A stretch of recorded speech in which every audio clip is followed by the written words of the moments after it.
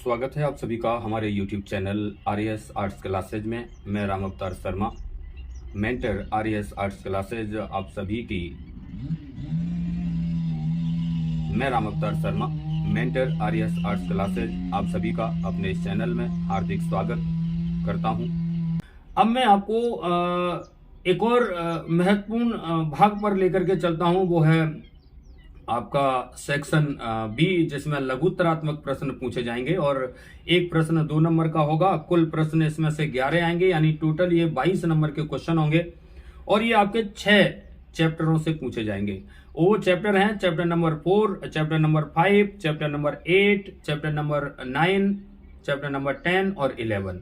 एक एक करके हम इन चैप्टरों के भी कुछ महत्वपूर्ण प्रश्न, वैसे 2 नंबर वाले जो प्रश्न आते हैं वो अक्सर जो महत्वपूर्ण होते हैं उनमें संभावनाएं कम होती हैं, लेकिन आप एक बार यहाँ मैं आपको बता रहा हूँ, आपका पेपर अभी होने वाला है, आप उससे मैच कर सकते हैं कि कितनी संभावनाएं बढ़ जाती हैं अगर आप हमारे साथ हैं तो। चैप्टर नंबर 4 से जो कुल प्रश्न यहाँ पूछे जाएंगे 2 मार्क्स के, उन प्रश्नों की संख्या है, मैं आपको बताता हूँ। चैप्टर नंबर 4 से जो क्वेश्चन पूछे जाएंगे उनकी कुल संख्या होगी 3।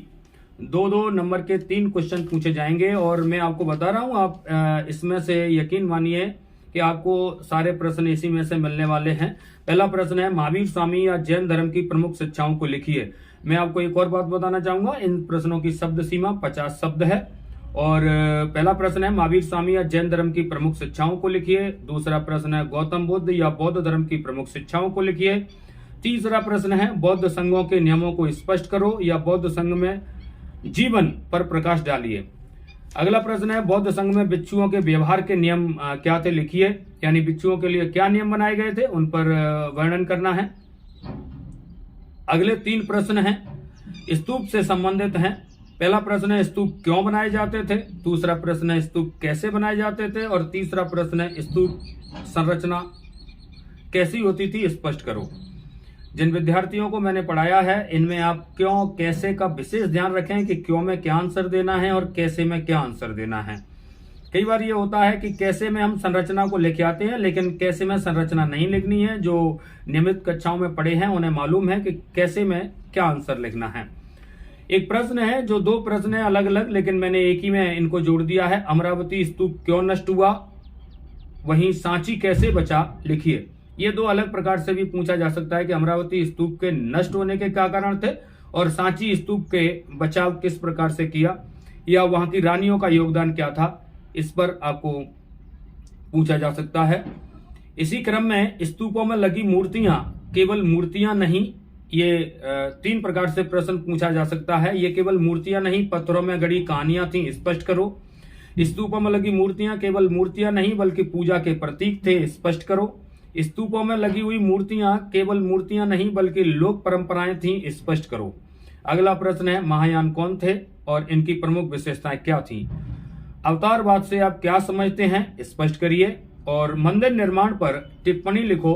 ये इस चैप्टर के जो 2 मार्क्स के इंपोर्टेंट क्वेश्चंस हैं उनकी बात हुई कि ये चैप्टर नंबर 4 के हैं। इसके अलावा मैं आपको बता देता हूं, मैंने जितने भी लघुत्तरात्मक जो मैं क्वेश्चन बता रहा हूं 2 मार्क्स के, इनके लिए आप अपनी किताब के कुछ ब्लॉक्स दे रखे हैं जो अलग अलग कलर की स्याही में लिखे हुए हैं, ब्लॉक में दे रखे हैं साइड में। इस तरीके से आप उनको पढ़िए। जैसे इस चैप्टर से कुछ क्वेश्चन है, त्रिपिटक क्या है वो पूछा जा सकता है। तो ऐसे बहुत सारे प्रश्न हैं। थेरी क्या होता है, थेरीवाद क्या होता है, ये ब्लॉक में दे रखा है, ये पूछा जा सकता है। तो कुछ ब्लॉक बहुत इंपोर्टेंट हैं। जिन छात्र छात्राओं ने हमारे जो नियमित कक्षाएं हैं वो ली हैं, उनको सब ये बता दिया गया है कि इसके अलावा कुछ 2-4 क्वेश्चन और महत्वपूर्ण हो जाते हैं जो ब्लॉक में से हैं। लघुत्तरात्मक प्रश्नों में अगला चैप्टर है यात्रियों के नजरिए और इससे 2 क्वेश्चन टोटल यानी 4 मार्क्स के क्वेश्चन पूछे जाएंगे। मैं आपको बहुत ज्यादा प्रश्न आपको यहाँ नहीं बताऊंगा। टोटल 12 या 13 प्रश्न हैं जो इस चैप्टर से हैं, उनमें से आपको 2 क्वेश्चन निश्चित रूप से मिल जाएंगे। किताब-उल-हिंद पर टिप्पणी लिखो। अल बिरूनी भारत कैसे आया, लिखिए। अल बिरूनी की प्रमुख बाधाएं क्या थीं और उसने उनका समाधान कैसे किया। जाति व्यवस्था पर अल बिरूनी के विचार लिखो। इब्न बतूता को विश्व यात्री क्यों कहते हैं, स्पष्ट कीजिए।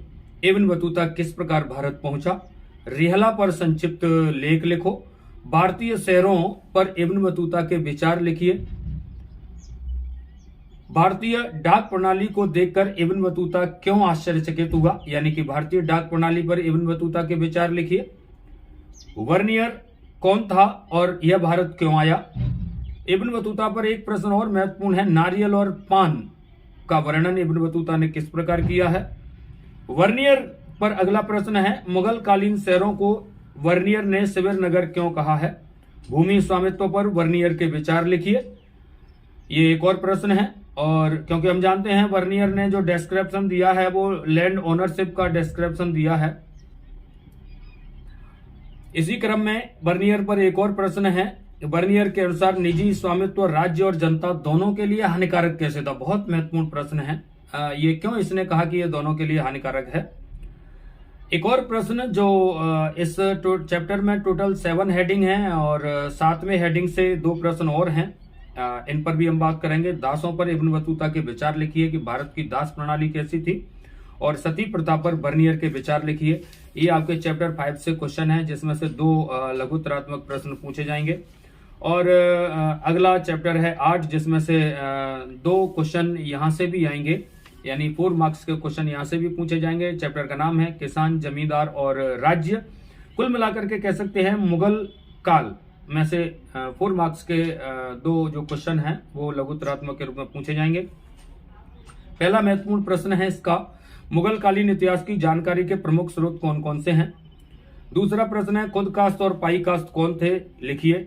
अगला प्रश्न है, मुगल कालीन ग्रामीण समुदाय के 3 प्रमुख घटक कौन कौन से थे, वर्णन करो। मुगल कालीन ग्रामीण जाति समुदायों का वर्णन करिए, यानी कि ग्रामीण समुदाय में कौन कौन सी जातियों के लोग रहते थे। अगला प्रश्न है, मुगल कालीन ग्राम पंचायतों के प्रमुख कार्य लिखिए। अगला प्रश्न, गांव के मुखिया के प्रमुख कार्य कौन कौन से थे, इस पर वर्णन करो। अगला प्रश्न, जाति पंचायत के बारे में अपने विचार लिखिए। जाति पंचायत के बारे में आप क्या जानते हैं। मुगल कालीन समाज में दस्तकारों का एक बड़ा वर्ग उपस्थित था, स्पष्ट करो कैसे। एक प्रश्न और यहां ध्यान रखेंगे कि अंग्रेजों ने मुगल कालीन गांवों को छोटे गणराज्य की संज्ञा क्यों दी है, यानी छोटा गणराज्य क्यों कहा है। मुगल कालीन कृषि समाज में महिलाओं का योगदान स्पष्ट करो। मुगल काल में महिलाओं के साथ होने वाली लिंग आधारित असमानताओं को स्पष्ट करिए। जंगली शब्द का अर्थ लिखिए।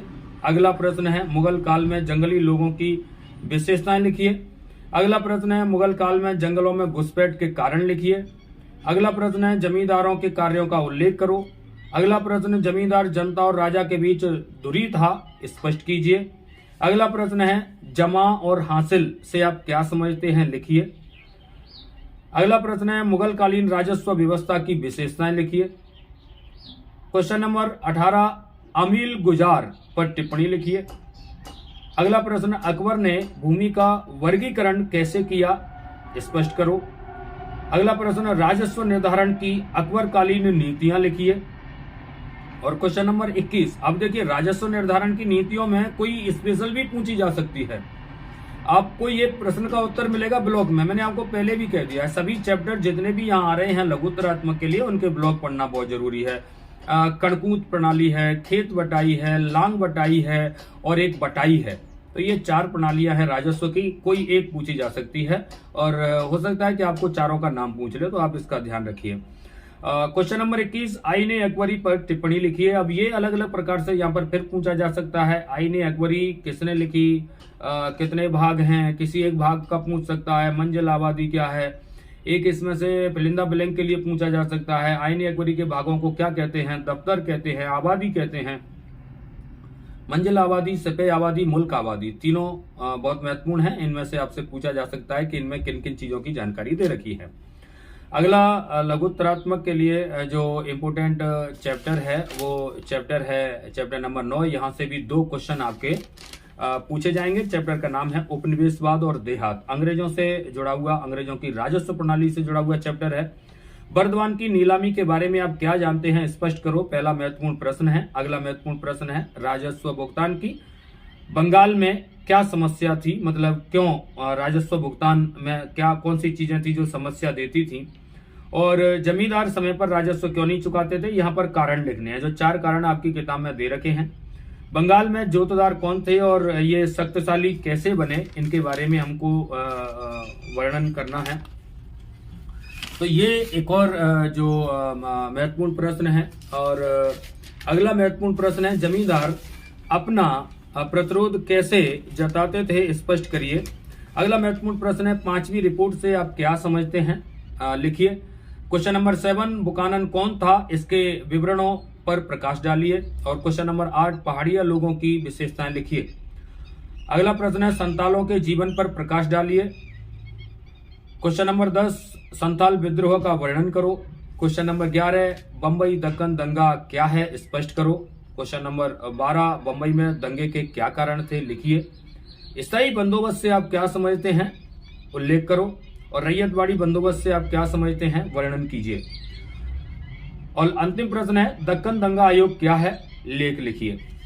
अगला जो चैप्टर है, क्वेश्चन नंबर 10 है, विद्रोही और राज, यानी वही 1857 वाला चैप्टर है। मोस्टली तो जो आपको मैंने पहले क्वेश्चन बताए थे दीर्घ उत्तरीय में, वही जो क्वेश्चन है, वही टॉपिक है, वो उन्हीं में से आपको 2 मार्क्स का मिल जाएगा। लेकिन कुछ विशेष क्वेश्चन हैं जो आपको विशेष रूप से ध्यान रखने हैं। तो मैं आपको बता रहा हूं, देखिए, विद्रोही विद्रोह की शुरुआत कैसे करते थे, ये 2 नंबर में पूछा जा सकता है। यानी लघुत्तरात्मक में विद्रोहियों के संचार के क्या साधन थे। और एक और महत्वपूर्ण प्रश्न है, देह से जान जा चुकी थी कथन की पुष्टि कीजिए। 1857 के विद्रोह का तात्कालिक कारण क्या था, इसके बारे में बताना है। आपसे ये भी पूछा जा सकता है, अफवाहें प्रमुख कौन कौन सी थी, भविष्यवाणियां कौन कौन सी थी, विद्रोही क्या चाहते थे, किसी पेंटिंग के बारे में पूछा जा सकता है। कुल मिलाकर के जो मैंने दीर्घ उत्तरीय प्रश्न आपको बता दिए हैं, उनको आप यहाँ और ऐड कर लेंगे, आपका काम हो जाएगा। और महात्मा गांधी एक और चैप्टर है जिससे लघुत्तरात्मक प्रश्न आने हैं, तो इसका भी आप विशेष ध्यान रखेंगे। और इसके लिए जो दीर्घ उत्तरीय प्रश्न है, उनके अलावा कुछ महत्वपूर्ण प्रश्न है, मैं आपको बता देता हूँ। रॉलेट एक्ट पर लेख लिखिए। जलियांवाला बाग पर टिप्पणी लिखो। स्वदेशी आंदोलन पर लेख लिखिए। लाल बाल पाल कौन थे, स्पष्ट करो। चंपारण, अहमदाबाद और खेड़ा सत्याग्रह पर लेख लिखिए, ये अलग अलग पूछे जा सकते हैं। खिलाफत आंदोलन का क्या कारण था, लिखो। स्वतंत्रता दिवस 26 जनवरी 1930 को कैसे मनाया गया। लाहौर अधिवेशन पर लेख लिखो। पूर्ण स्वराज का प्रस्ताव कब पारित हुआ। गांधी इरविन समझौते की शर्तें लिखिए। गोलमेज सम्मेलन पर लेख लिखिए। द्वितीय गोलमेज सम्मेलन क्यों असफल रहा। 1935 के शासन अधिनियम का वर्णन करो। 1937 में प्रांतीय चुनावों पर लेख लिखिए। क्रिप्स मिशन क्यों असफल रहा। कैबिनेट मिशन पर लेख लिखो। माउंटबेटन घोषणा क्या थी, लिखिए। और इसके अलावा जो दीर्घ उत्तरीय प्रश्न मैंने आपको बताए हैं, वो भी आपको विशेष रूप से याद रखने हैं। अब आपके जो बाकी के प्रश्न बचते हैं, वो सारे के सारे प्रश्न टोटल मेरे ख्याल से शायद 31 के करीब प्रश्न हैं जो आपके 1 वर्ड में आएंगे। या तो वो वस्तुनिष्ठ प्रश्न होंगे, चॉइस वाले, ABCD वाले उत्तर देने वाले, जिनको आपको सेलेक्ट करना है। और जैसा कि हम सभी जानते हैं कि इनको पूरी तरह से इनका सही अनुमान लगा कर ये प्रश्न, कुछ महत्वपूर्ण प्रश्न है जो हम पढ़ाते टाइम बता देते हैं, तो वो हैं, प्लस आपको ब्लॉक उनके लिए पढ़ने हैं। और जो इन चैप्टरों में से जो मैंने अभी आपको बताए हैं, इनमें से अगर कोई भी आपके जो क्वेश्चन है वो पूछा जाए वस्तुनिष्ठ के लिए भी, तो उसकी भी तैयारी लगभग इन्हीं प्रश्नों से हो जाती है। फिर भी कोई एक आध प्रश्न होता है जो आपसे बाहर से पूछा जा सकता है। ये 18 तारीख को होने वाले पेपर के लिए मैंने आपको इतिहास के लिए महत्वपूर्ण प्रश्न बताए। आप सभी विद्यार्थियों से मेरा अनुरोध है, आपकी तैयारी पूरी हो चुकी है, आपने सब कुछ पढ़ लिया है। इन प्रश्नों को आप एक बार जरूर देख करके जाएं, और कल आपका जो प्रश्न पत्र है वो आपके सामने होगा। आप आकलन कर लीजिएगा कि आज जो आपको प्रश्न बताए हैं उनमें से कौन कौन से प्रश्न आपके लिए महत्वपूर्ण हैं। आप सभी को अगर कोई दिक्कत आती है, इसमें कोई क्वेश्चन समझ में नहीं आता है, या और कुछ जानना हो आपको इतिहास से संबंधित, मैप के लिए मैं ऑलरेडी क्लास में सारी जगह बता चुका हूँ। फिर भी आपको किसी भी प्रकार से कोई समस्या आ रही हो, आप मुझे मेरे मोबाइल नंबर 9079649121 पर संपर्क कर सकते हैं। आप सभी का इस चैनल से जुड़ने के लिए बहुत बहुत धन्यवाद। आगे की और अगर आपको ये मेरा जो आज का दिया गया जो प्रश्नों का एक जो आइडिया है वो अगर आपको पसंद आता है तो आप इसका मिलान कर सकते हैं। और आप सभी से मेरा आग्रह है कि आप हमारे चैनल को लाइक और सब्सक्राइब जरूर करें, जिससे भविष्य में होने वाली महत्वपूर्ण जानकारियां आप सभी तक पहुंच सकें, क्योंकि बहुत जल्दी ही हम प्रतियोगी परीक्षाओं के लिए भी एक नया प्लेटफॉर्म खड़ा करने वाले हैं। तो आप सभी इस चैनल से जुड़िए और ज़्यादा से ज़्यादा लोगों को जोड़िए, जिससे ज़्यादा से ज़्यादा लोग इसका फ़ायदा उठा सकें। बहुत बहुत धन्यवाद आप सभी का इस चैनल से जुड़ने के लिए। और एक बार पुनः आप सभी को आपके प्रश्न पत्र के लिए, आपकी परीक्षा के लिए बहुत बहुत शुभकामनाएं। आप सभी बहुत अच्छा करें, पेशेंस के साथ करें, धैर्य के साथ करें, धैर्य नहीं खोएं।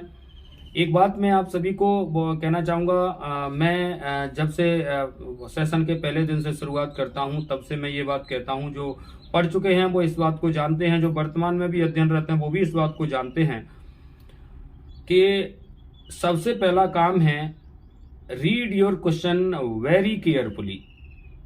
अगर प्रश्न आपकी समझ में आ गया तो आप उसका सही उत्तर दे पाएंगे। इसीलिए एक बार फिर मैं मेरे विद्यार्थियों से, जिनको मैंने अब तक बताया है, अपने प्रश्न को समझ लीजिए और अच्छी तरह से पढ़ लीजिए।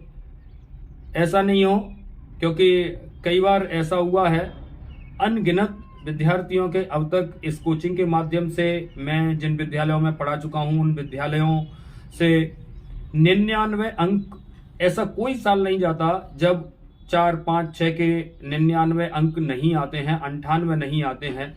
वो जो 1-2 अंक का जो गड़बड़ होता है वो यही होता है कि हम जल्दी में क्वेश्चन समझ नहीं पाते हैं। और मैं बार बार समझाता हूँ, लाखों बार समझा चुका हूँ, लेकिन फिर भी विद्यार्थियों को समझ में नहीं आता है। इसीलिए सबसे मेरी हम्बल रिक्वेस्ट है, please read your question very carefully then give your answer. सभी का बहुत बहुत धन्यवाद।